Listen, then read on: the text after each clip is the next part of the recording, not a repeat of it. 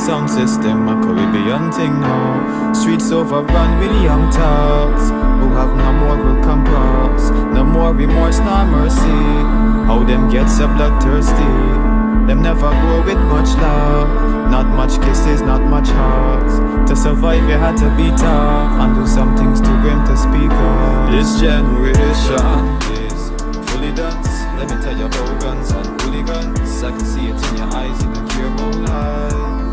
This generation is ignorant, enough juveniles with big guns. You better watch yourself, you could lose your life. Samuel Thompson is on his ID card. Samsounds is what you call him when he's on the stage. He's one of the nominees for Dancehall Song of the Year in this year's Going On Awards. He joins us now. Good morning to you, Samsounds. Hi, good morning, good morning. Thank you so much for joining us. How does it feel to be nominated in this category, Dancehall Song of the Year? I feel very pleased. You could say I feel fussy, man. Because it's something that I would have been watching like more as a supporter or as a fan only a few years ago. And since I became serious with my music, it was something I would like to be a part of, but I didn't know I would achieve it so soon, so it's a real good feeling. At what point did you become serious about your music, as you've just said it? When was this? I could say 2020, during the pandemic, is when I really got that revolution that I said, this is what I'm going to be going for. So what was happening at the time that caused you to say, this is what I'm going for? Okay, to be honest, just before the pandemic, I also suffered a pretty tragic loss in the family, and it gave me a different perspective on life, you know, and I wanted to make a special effort to live the most fulfilling life and passionate life that I could. And music was always my passion, but I kind of was shy with it and just putting it one side and saying maybe later, you know. But after that experience, I said, no, I can't be so conservative about it. I gotta go after what I want. Having had that experience, that tragic experience as you've described it, you could have done a hymn, but you've done dancehall. So why that particular genre of music? Tell the truth, it's just one of my favorite genres because I do experiment with a lot of the others, but for me the energy and the just the tempo, it really catches me, and I kind of express myself better in that area. You express yourself. Why is it that you find it easier to express yourself in that area? What is it about dancehall that makes you so comfortable that you feel that you could really pour from within? Well, ordinarily I don't really talk a lot, but when I do, especially when it comes to writing lyrics, I find I have a lot to say. And then it comes down in a pretty speedy tempo where it fits dancehall just perfectly. There's some who hold a different view of dancehall. You love it. There's some who see it differently. What do you say to those people who hold that point of view? That I don't know what it is about this that you like, but so be it. Yeah. When they say that to you, what do you say? Well, again, it's perspective, and also sometimes some people might give it a bad rap, and you might judge it by what they present and not what it really is. But for me, it's a genre of music, it's a style that can be associated with certain things, yes, but that doesn't define it entirely. So for me, I want to show people that there's another side to it that they might not be seeing. So your chosen side is which side? My side is that it can spread positive messages. And that's what you set out to do. Right. So yeah, uplift people. How many songs in the dancehall idiom have you done? Well, I don't want to use the term or the genre dancehall too heavily to describe my music because I'm still in pretty early stages and I'm experimenting with something called genre blending. So I'm not sure if you're up to date with the Afro has been taking over, and I like to experiment with blending dancehall elements with Afro with a little bit of hip hop, so you get something unique. But dancehall is what we basically categorize it as for just simple explanation.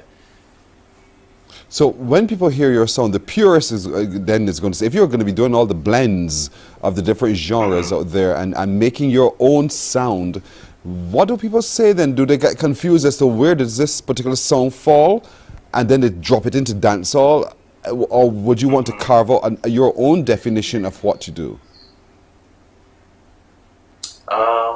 I would like to be original with my approach, but also people. You can't say you never heard a positive dancehall song before. That's not true, you know. Dancehall, yeah, it's pretty flexible. It's just as I was saying before, the way you look at it. It's how you look at it. And so you've been doing this for a number of years now. You took it seriously from 2020, and you've been producing music. But I just saw a video. That was also your video. Moving from just standing before a microphone in someone's studio and laying a vocal track now to moving on to the stage where you're doing visual performances of it. Talk to me about that and how you set out, and what's your trajectory for your career? Okay. Well, again, the video I would like to shout out to my videographer, Mad Mixie. He helps me a lot with the guidance of delivering the messages through the visual too to enhance the sound. But I would like to tell stories, you know? And again, some people might listen to my music and they might get a whole different perspective again or idea about what I'm trying to deliver based on their approach to it, you know. But with the visuals, I would like to also express a lot of Caribbean culture. And for right now, this song in particular is on a little darker side. But in the future, I would like to show that we can do better. And there's a lot of positive things that we can embrace as well. You write from what you see and you write from what you feel. So yeah. how do you manage that? Because you know sometimes somebody can reel you up and it just flows, or is it you stop and you get all academic about the whole process, or you just write? For me, it's about feeling. I understand within me. I understand the feeling that I want to convey, and then it's kind of like a trial and error, trying different styles of delivery to see if that's what other people are going to receive.